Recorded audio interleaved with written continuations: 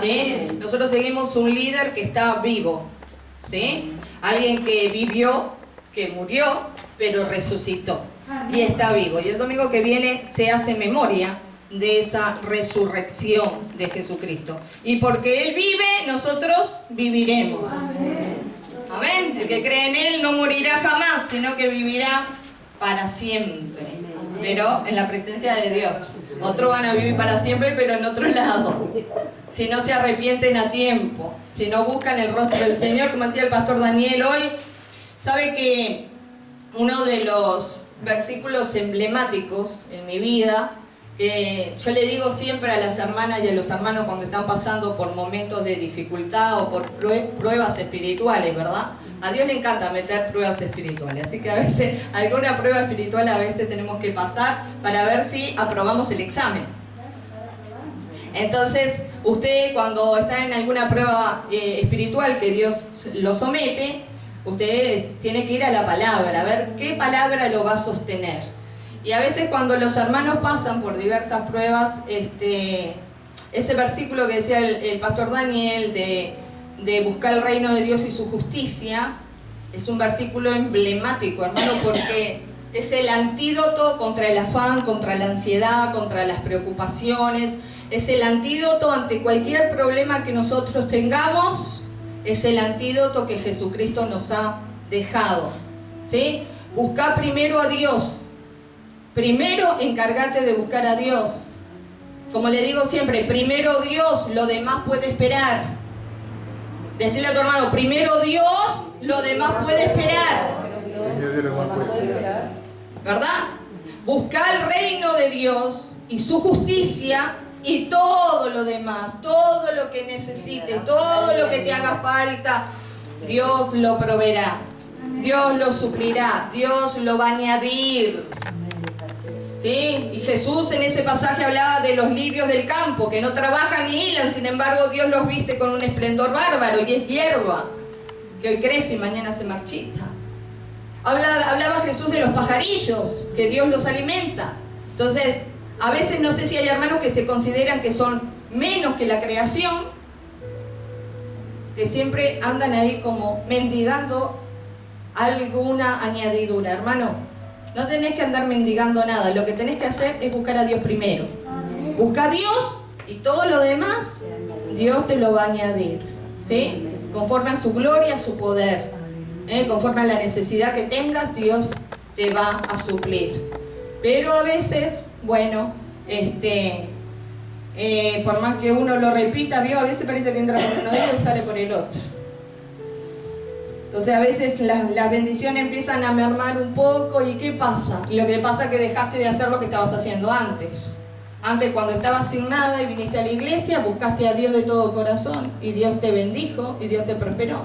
Ahora, claro, la prosperidad o el trabajo o lo que Dios te haya dado te ocupa tanto el tiempo que dejas de congregar o dejas de buscar a Dios. Entonces, la fuente de toda nuestra bendición, de todo nuestro bienestar, es el Señor. Amén. Es el Señor. No hay otra, como decía Adolfo, ¿se acuerda? ¿Se acuerda de Adolfo? ¿Cómo era que decía Manuel? No queda otra. No queda otra. Queda otra. La fuente de toda bendición espiritual, emocional, familiar, económica, ministerial, proviene de buscar a Dios y su justicia, el reino de Dios y su justicia. Y hoy vamos a compartir, no sé en qué hora estamos. Yo predico bastante extendido, pero no voy a predicar extendida. No se preocupe que hoy no voy a predicar. Más bien vamos a hacer memoria de la palabra de Dios en Isaías 53. ¿Sí?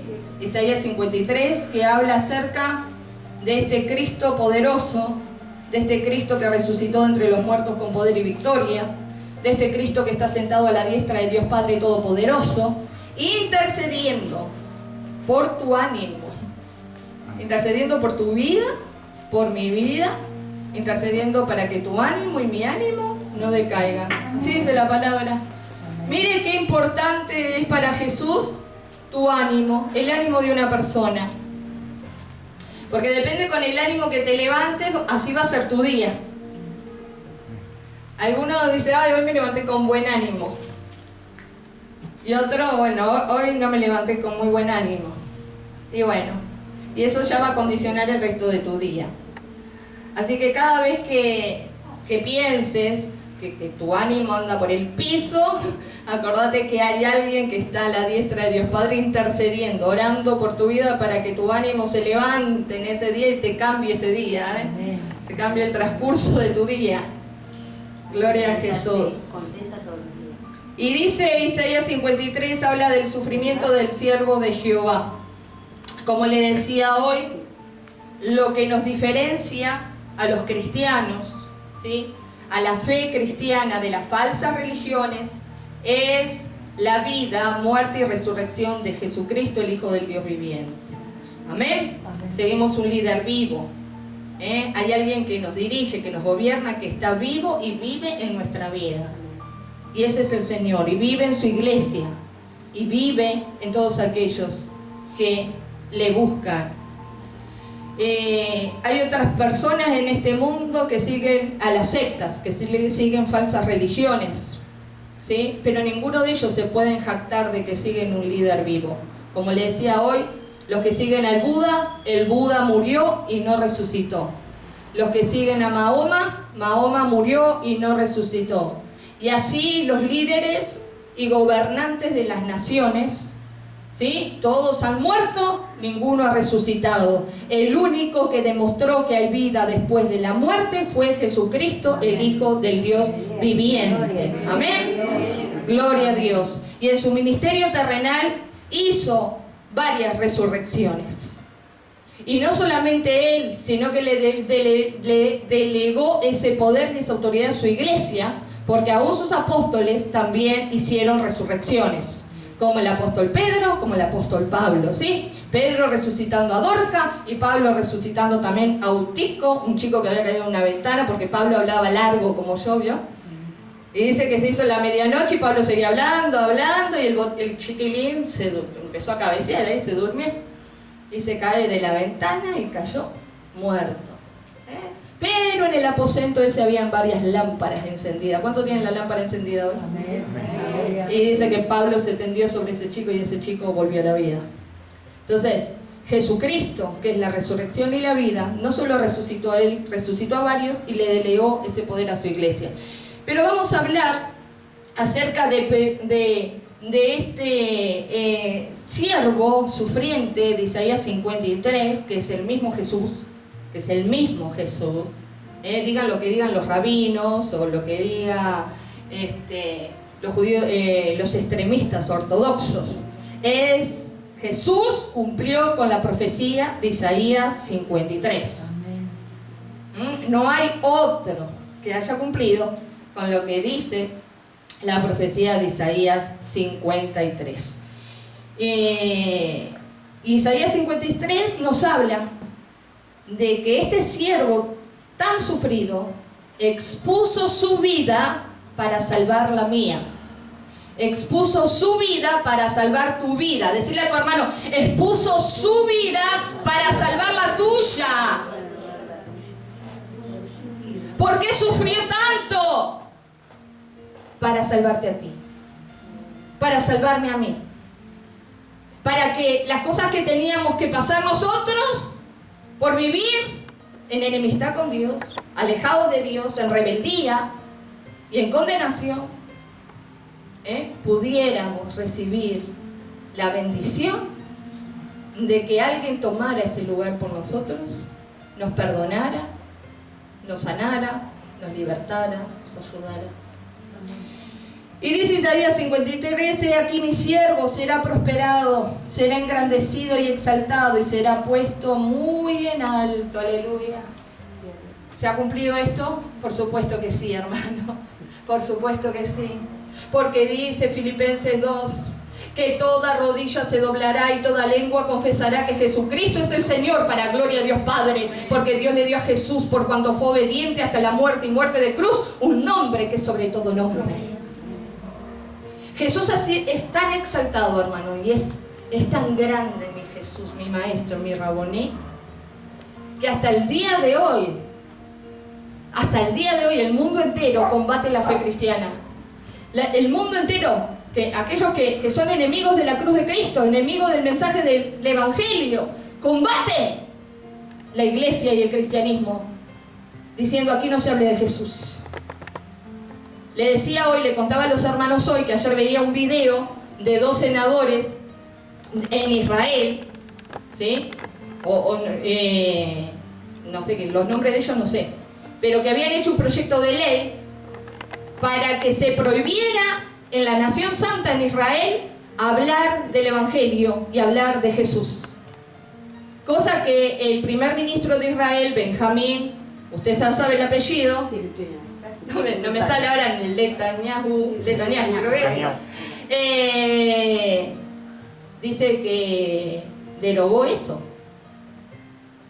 ¿Entiende? Pero hay otros lugares, como le digo, en Corea del Norte, en China y en varios lugares más, que no se permite predicar con libertad el Evangelio de Jesucristo o nombrar a Jesús. Y usted aquí en Uruguay tiene la libertad de culto, libertad de pensamiento, libertad de congregarse, libertad de estar en la casa de Dios, de hablar de Jesús. Nadie le va a prohibir si usted va a la plaza a repartir volantes y a hablar de Jesús. Pero en muchos lugares el Evangelio es combatido, ¿sí? Y Jesús dijo, bueno, que aquellos que eran perseguidos por causa de Él eran bendecidos, ¿no? Bienaventurado todo aquel que sea perseguido por causa de mi nombre, ¿eh? Entonces, si alguna vez te persiguen o te hacen la guerra y te dicen no me nombres más a tu Jesús o no, acá no me prediques, bueno, sabe que estás haciendo, si Jesús fue perseguido, vos también vas a ser perseguido, así que vos seguís haciendo lo que Dios te mandó.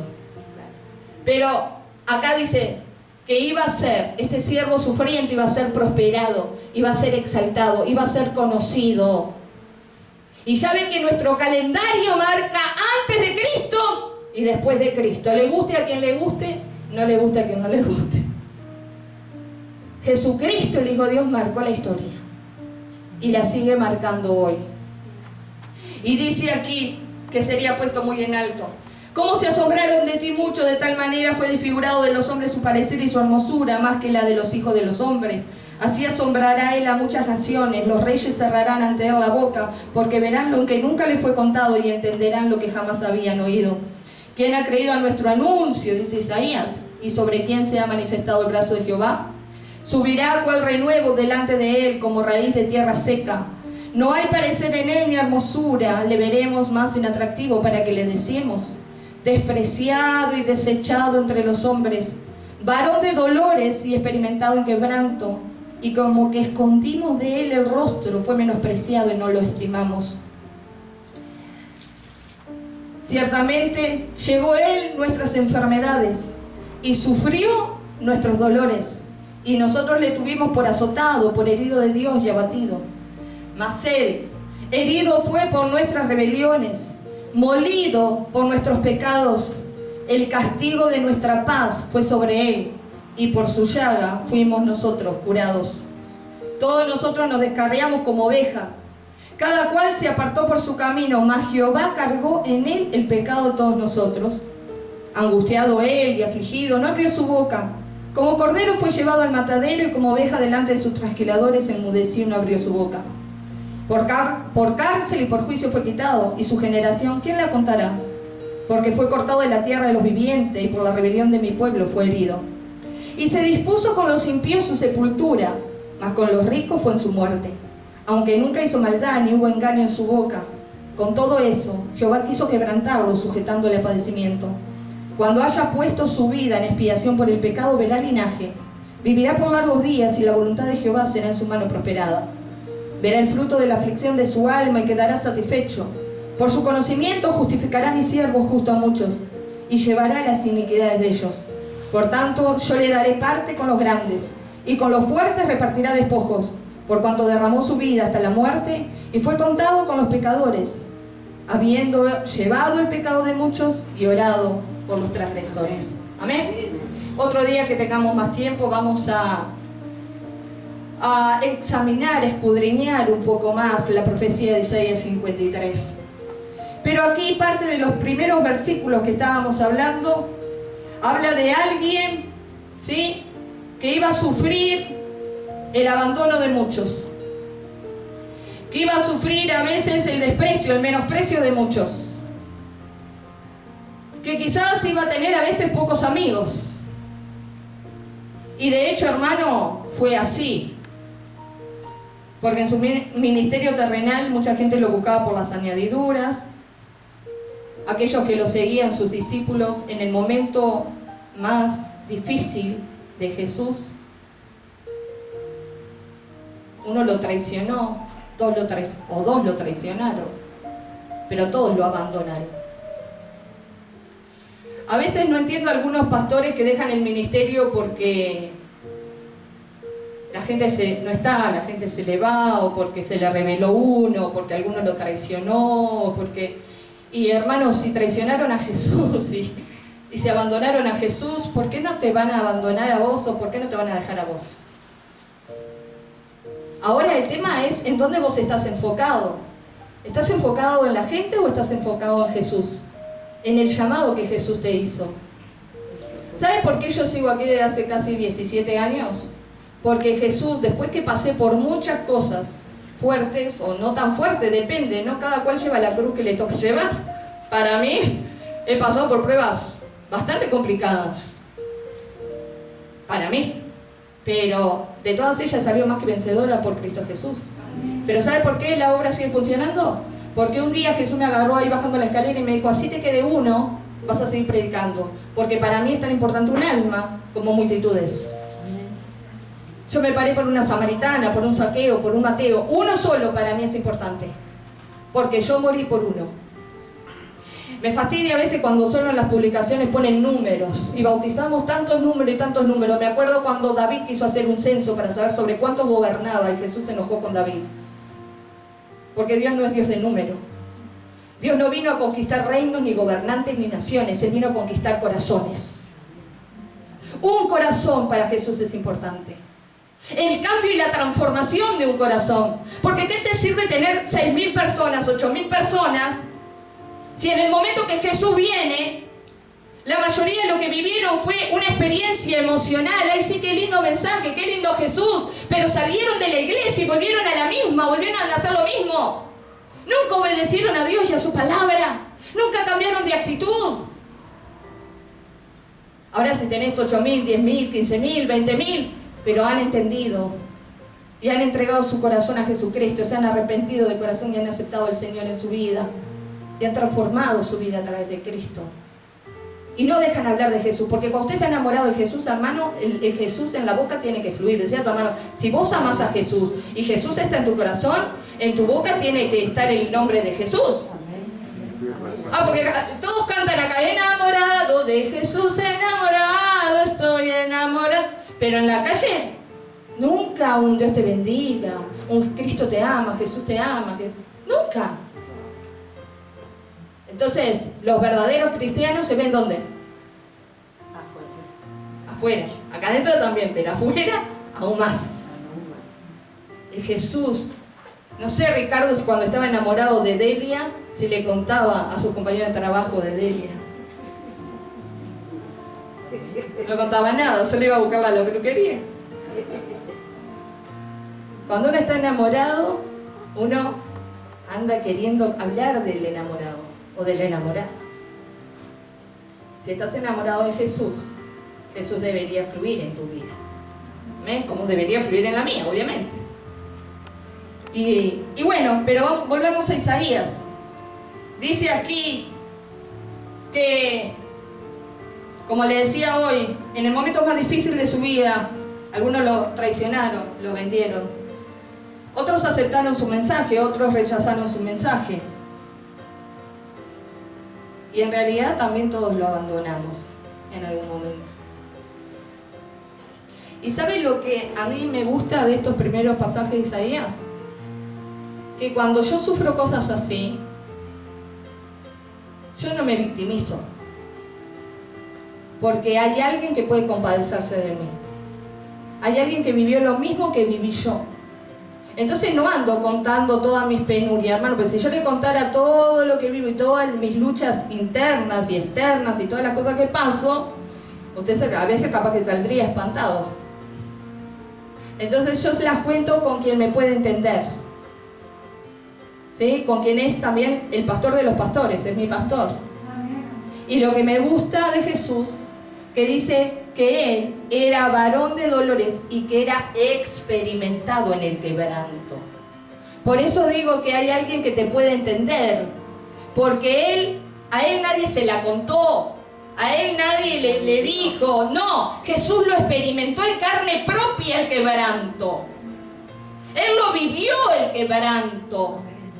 Entonces cuando vos me decís me siento solo, me siento sola, Jesús también se sintió solo y Él te puede acompañar. Porque Él también experimentó la soledad. Cuando vos decís, ay sí, pero le di todo a fulano, lo crié con todo el amor, pero ha defraudado mi confianza, me traicionó. Jesús también lo traicionaron. Y Jesús también le dio a todos. Mire, el mayor traidor del ministerio de Jesús, usted ya sabe que fue Judas.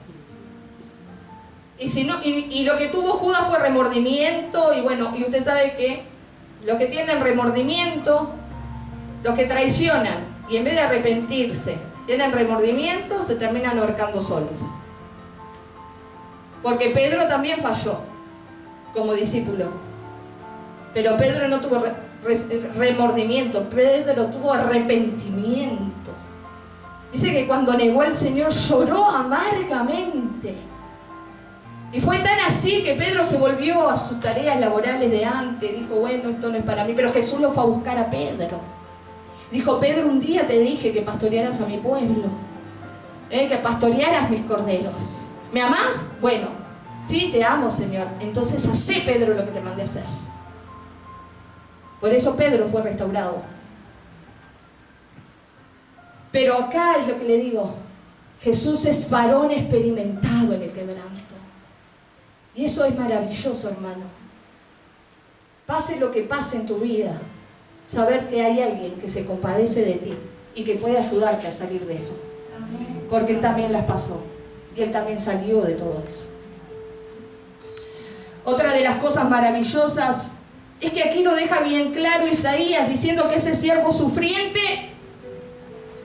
iba a llevar las enfermedades, los dolores y el pecado de todos nosotros sobre su cuerpo en el madero.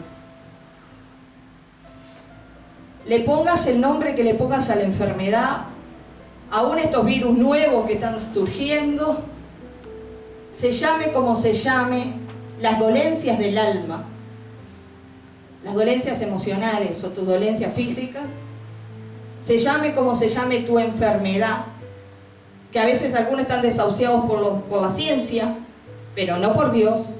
Yo he visto a Dios hacer milagros extraordinarios. Todas esas enfermedades fueron sobre el cuerpo de Jesús en la cruz y Él las venció. Y Él las venció. Por eso nuestra obligación es orar por todos los enfermos. Por todos los enfermos. Y después Él decidirá a quién le otorga la sanidad. Porque a veces hay controversia con eso. Yo creo que Jesús sana hoy y he visto a Jesús sanando hoy. Yo creo en milagros. Yo creo en el don de milagros. Yo creo en el don de sanidad, en la liberación. Yo creo que ese Jesús que caminó en la tierra hace más de 2000 años, sigue caminando hoy, sanando. Así que la obligación del pueblo de Dios es orar por todos los que tienen dolores y enfermedades.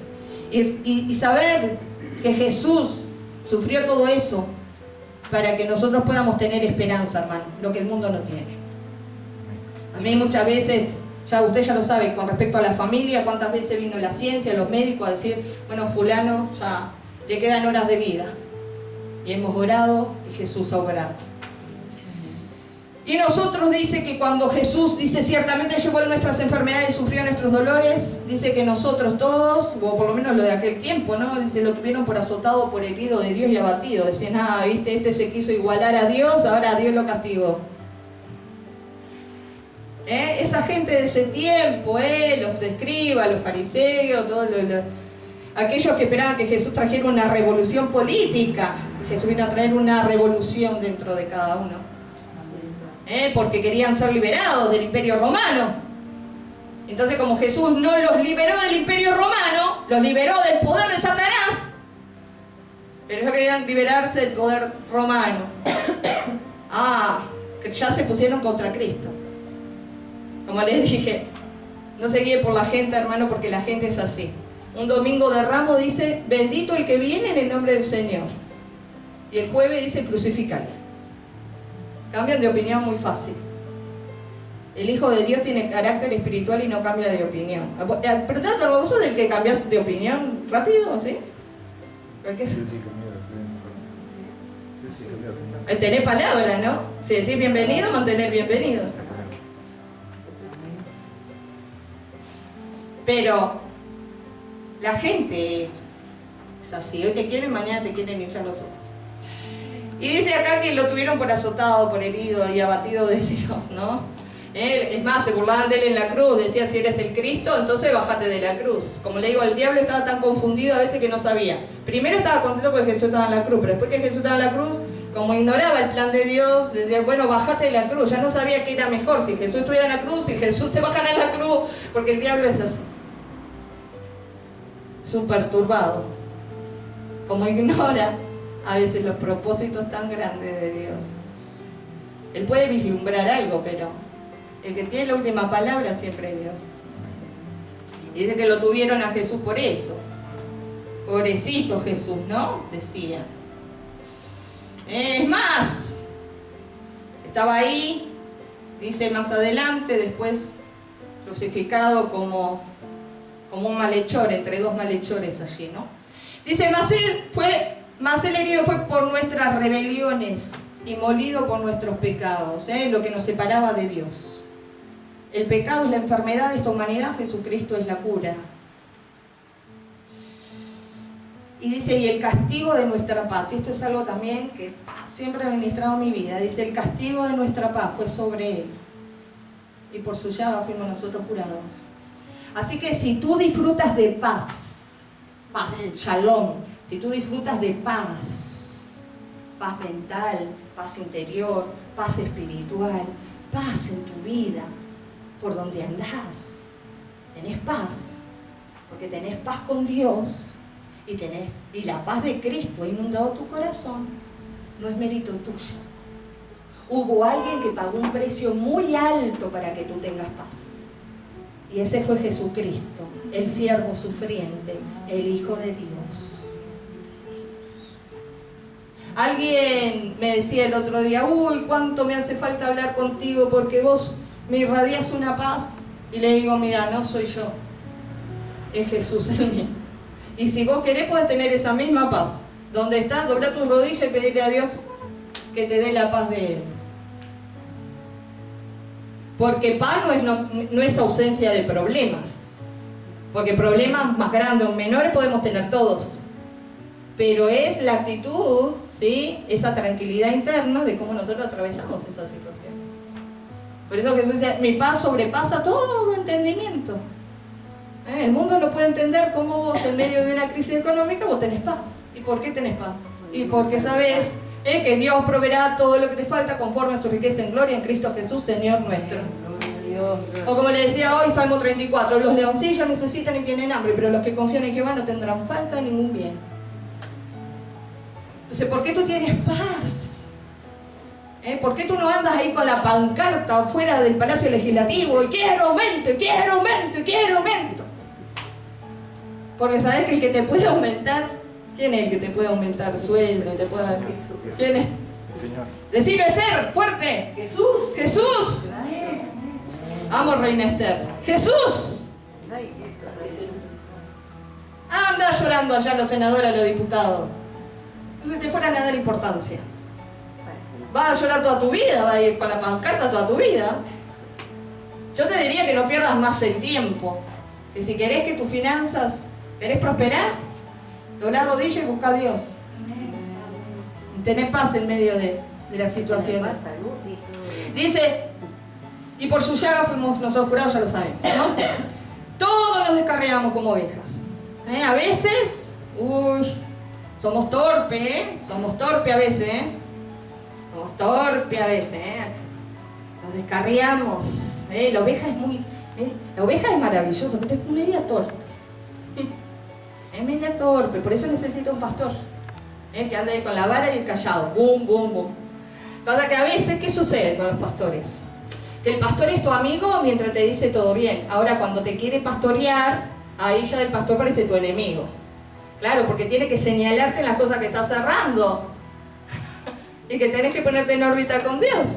Entonces ahí, ay, qué malo el pastor, qué mala la pastora. Ay, no me entiende, me dice... No, lo que pasa es que vos te crees que a veces la iglesia es un club social y no es un club social. Como amigos, también puedo ser tu amigo y podemos salir a tomar una Coca-Cola. Pero cuando se trata de las cosas de Dios, uno tiene que tener carácter espiritual y madurez espiritual, como siervo, pero también como creyente o como obrero o como hermano en la fe. Y entender que las cosas de Dios no son juguete, hermano. Y que cuando el pastor tiene que pastorear, hay cosas que te va a decir, que obviamente te vas a sentir animado, alentado, y hay otras cosas que a lo mejor no te van a gustar tanto, como a mí, a veces hay cosas que no, quizás me dicen no me gusta tanto, pero ¿sabes lo que es? Reconozco. Toda vez me dicen, ay sí, pero si al fin y al cabo te están diciendo algo, ¿y qué me importa? Pero si me están diciendo algo, me lo están diciendo por mi bien. Porque mi corazón sabe si está bien, si lo que me están diciendo está bien o está mal. ¿Entienden? Entonces, aquí dice que a veces nosotros tenemos tendencia a descarriarnos. Y muchos nos hemos apartado de Dios. Menos mal que nos volvimos a reconciliar con Dios. Y que Dios cargó en Jesús el pecado de todos nosotros. Amén. Dios hizo un paquete con todos esos pecados, con nuestra vida pasada, dice Miqueas, la tiró al fondo del mar y nunca más vuelve a acordarse. Porque si hay algo que tiene Dios Padre, la característica de Dios Padre es el perdón y es el olvido. Decirle a tu hermano, la característica de Dios es el perdón y el olvido. Dios perdonó tus pecados en Cristo y se olvidó de tus pecados. El que te anda recordando los pecados no es Dios, no es Jesús. Es el otro que anda con el tridente. O sos vos mismo que no te perdonás, o sos vos misma que no te perdonás. Que Dios te ayude a perdonarte, hermana, que Dios te ayude a perdonarte, hermana. A que Dios sane las memorias. O algunos, ¿vio? Que anda ese lema por ahí. Ni perdón ni olvido. Qué lindo lema el uruguayo, ¿no? Ni perdón ni olvido. Algún día van a tener que dar cuenta, los que dicen ni perdón ni olvido, van a tener que darle cuenta a Dios, a ver de dónde sacaron esa inspiración de ni perdón ni olvido. Porque todos habíamos pecado y estábamos destituidos de la gloria de Dios. Todos. Ah, no, pero yo soy un buen padre, una buena madre. Para Dios, estabas destituido de su gloria. Porque Dios no mide las cosas como mide el hombre. Dios mide las cosas desde su moral y de cómo los mide Él. Entonces, dice aquí, angustiado él y afligido, no abrió su boca, como cordero fue llevado al matadero y como oveja delante de sus trasquiladores, enmudeció y no abrió su boca. Manso, humilde de corazón. Estaba en angustia. Le pidió a sus discípulos que oraran por él en el Getsemaní 1 hora. Y cuando volvió los encontró durmiendo. Y seguramente dijo, esta batalla la tengo que pelear solo, porque le pido a estos 3, Juan, Pedro, Jacobo, no han podido velar conmigo 1 hora. Afligido, angustiado. Y acá me va a dar coraje, hermano, porque el otro día vi un video, va a decir la pastora, se la veía mirando video. No, pero yo para informarle, que hay uno que era un famoso cantante cristiano, que está enseñando disparates, que está enseñando cosas que tienen que ver con la apostasía, hermano, que no tienen nada que ver con Dios. Diciendo que Jesús dudó de morir por nosotros o no morir. Y hay otros cantantes seculares que se han tatuado, Jesús dudó. Y andan esparciendo por el mundo un falso mensaje diciendo que cuando Jesús dijo, Padre, si es posible, pasa de mí esta copa, diciendo que Jesús dudó. Se lo voy a decir a él, se lo voy a decir a todos los que siguen esa doctrina falsa. Jesús jamás dudó. Él le entregó su vida para salvar la mía. Él dijo, nadie me quita la vida, yo mismo la pongo para volverla a tomar. Lo único que Jesús estaba haciendo, diciendo, Padre, ¿este es el momento? Sí, ¿este es el momento? ¿Este es el momento? Pues si no es el momento, peleo, pero si es el momento, Padre. Fortaleceme en este momento. Jesús estaba ahí entregando su vida en el Getsemaní, gozoso por dentro porque tenía que cumplir el propósito de salvarnos a todos nosotros, pero también angustiado como hombre, saber que iba a ser golpeado, lacerado, pero jamás dudó del plan de Dios. Él fue parte del plan de Dios, del propósito de Dios. Le voy a decir algo, ¿por qué es tan importante esto, hermano? Y lo resalto. Yo sé que es muy tarde ya. Se lo voy a decir para que lo pueda asimilar. Se necesitaba un cordero inmolado. ¿Qué quiere decir eso? Un cordero sin mancha. Un cordero sin pecado que derramara su sangre para redimir el pecado de la humanidad, el pecado de todos nosotros. ¿Sí? Juan el Bautista, cuando vio a Jesús, le dijo a sus discípulos, he ahí el Cordero de Dios que quita el pecado del mundo. ¿Entiendes? Entonces, si Jesús era el Cordero de Dios, Jesús tenía que ser sin mancha, sin pecado. Y la duda es pecado. Decirle a tu hermano, la duda es pecado. La duda es pecado. Y si Jesús hubiera dudado, hubiera habido una mancha de pecado sobre Jesús y no hubiera servido su sacrificio en la cruz. Por eso la palabra dice que el que duda no recibirá nunca nada de Dios. Así que a todos esos que andan esparciendo esa mentira, les digo que los que dudan son ellos. Que se pongan a cuenta con Dios. Porque creen que van para allá arriba y lo que van es para allá abajo.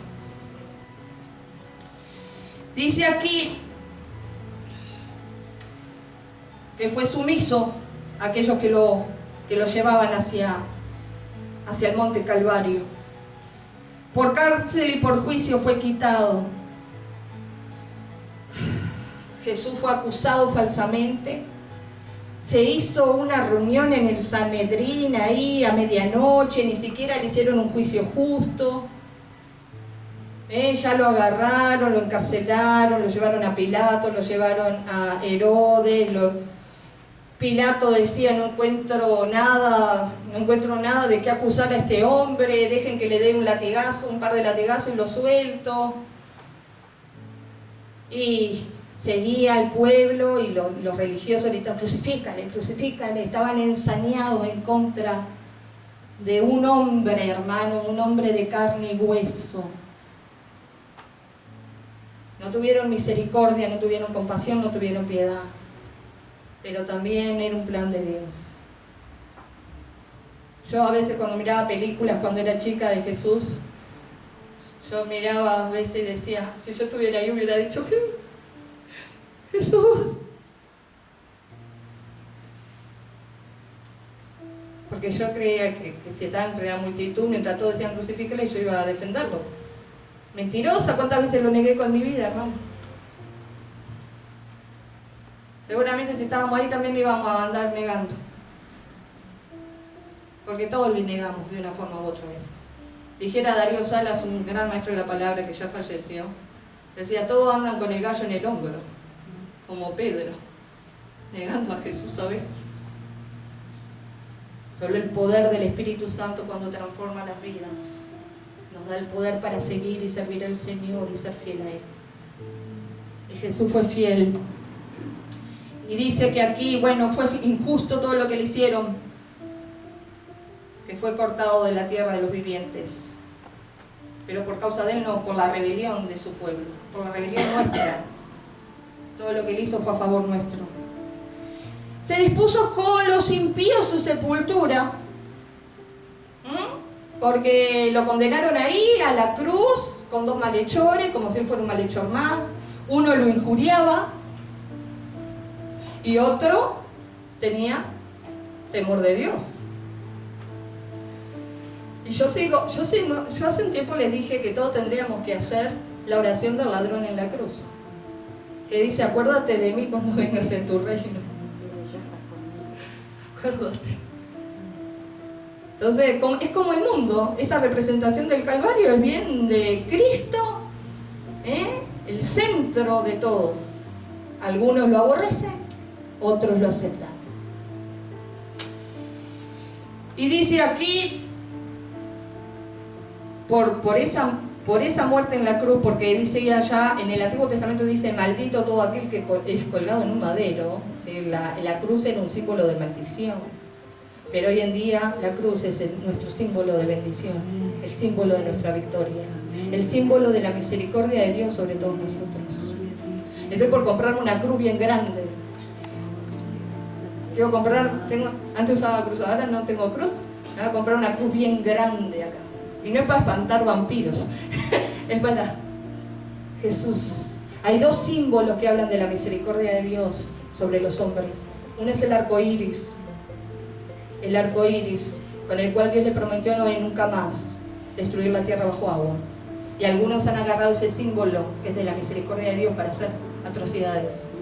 Y el otro es la cruz de Cristo, la cruz de nuestra victoria. Ya termino, hermano, no se ponga nervioso. Y dice que cuando Jesús lo bajaron de esa cruz, luego usted ya sabe todo lo que pasó en la cruz, las 7 palabras de la cruz, la lanza en su costado, bueno, todo. Dice que Dios Padre, tenía preparado a Nicodemo y tenía preparado a Simón de Arimatea, creo que era ahora, no, Sirene, que tenían un sepulcro familiar nuevito, nadie lo había estrenado, y dijeron ahí, en ese sepulcro nuevo de ricos va a estar enterrado Jesús. Pero he aquí que no se quedó solo en ese sepulcro. Dice acá que fue enterrado con los ricos, aunque nunca hizo maldad y se halló engaño en su boca. Con todo eso, Jehová quiso quebrantarlo, sujetándolo a padecimiento. Si sos siervo de Dios o sierva de Dios, vas a ser sufrido. Vas a ser sufrido. Yo no sé, a algunos le vendieron espejitos de colores. Pare de sufrir. No, hermano. Si sos hijo de Dios, vas a ser sufrido. Tenés que experimentar cosas para que tu fe crezca. La fe me lleva a una experiencia, y la experiencia me lleva al conocimiento de Dios. Y el conocimiento de Dios me lleva ¿a qué? Al testimonio de Dios. Y dice aquí, cuando haya puesto su vida en expiación por el pecado, verá el linaje, vivirá por largos días, y la voluntad de Jehová será en su mano prosperada. Y esto es otro de los versículos que a mí ha tocado más mi vida, en Isaías 53. Verá el fruto. ¿Quién verá el fruto? Jesús. Verá el fruto de la aflicción de su alma y quedará satisfecho. Tú y yo somos el fruto de la aflicción del alma de Jesús. Era hombre, pero también era Dios, pero también era hombre. 100% Dios, 100% hombre. Y también tenía un alma, y su alma también fue afligida. ¿Qué hay en el alma? Las emociones, los sentimientos, la experiencia vivida, el yo, el ego, la voluntad. Lo que nos identifica a cada uno.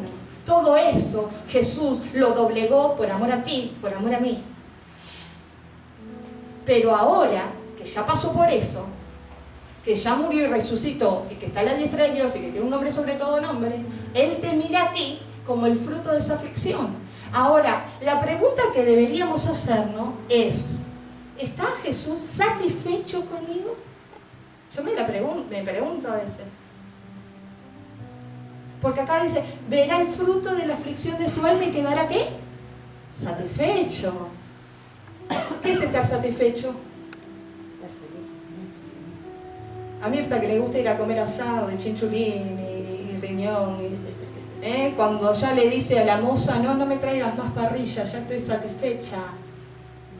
Bueno, Jesús en lo espiritual puede estar satisfecho con nosotros, en lo emotivo, en lo emocional, en todo, puede estar satisfecho.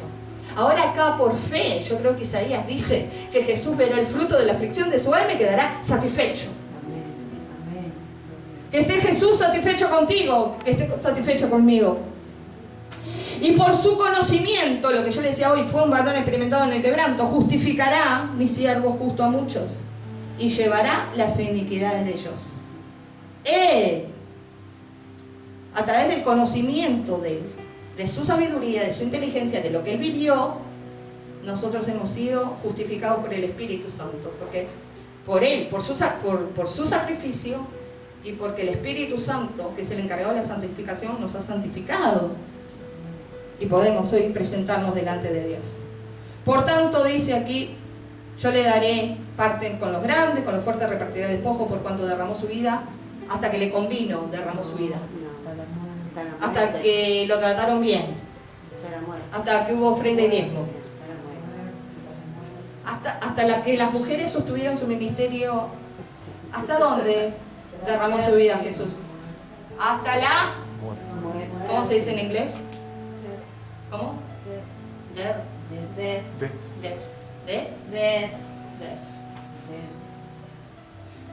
A veces media torpe en el inglés, pero me dijeron el otro día que en inglés el diablo es bien débil, porque dice que uno le dice débil y él queda recontra débil.